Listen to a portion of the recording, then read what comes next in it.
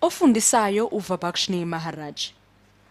Asenze isibalo sethu abasiphile sona. Basiphile ukuthi sino QPR owakhiwa u2x u2x plus 122.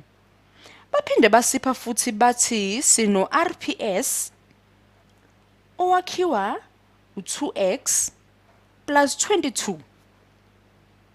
Bayasibuza ukuthi asithola ukuthi uRPS ungubani, sifuna ke ngama degrees, uyabona sisebenza ngama angles. Kalula nje ungathatha nje ubone ukuthi ay lesibalo sisebenza ngaso noma lo mdwebo esisebenza ngawo ngendlela ovuleke ngayo. Uyabona ukuthi kukhona i-acute angle ne-obtuse angle lana.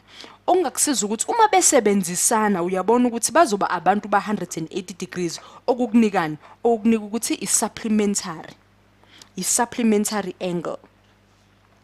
Ukusenza ke isibalo sethu kuzomela nje sisenze njengezonke ibalo sizenza nje ngokukhulu ukusheshsha ngokulula. Uyabona bangenza la kubu half wendingiliza ya 180 degrees.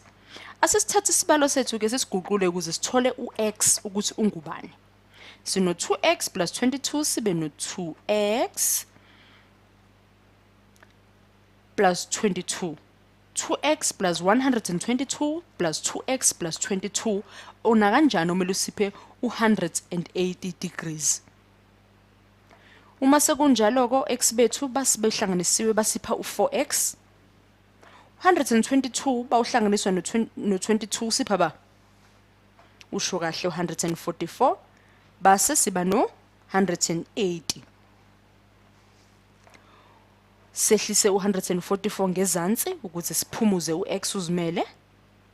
Sesino 4x no 180. Uyabona ukuthi kuzoba into enjengani? Kuzoba ukuthi u180 ke manje uzobuthi minus 144 usipha ba 36. Uyabona ke manje ukuthi u36 uzomela uthi divided by 4 base kuba ngiyawubona u9 kuzoba u9.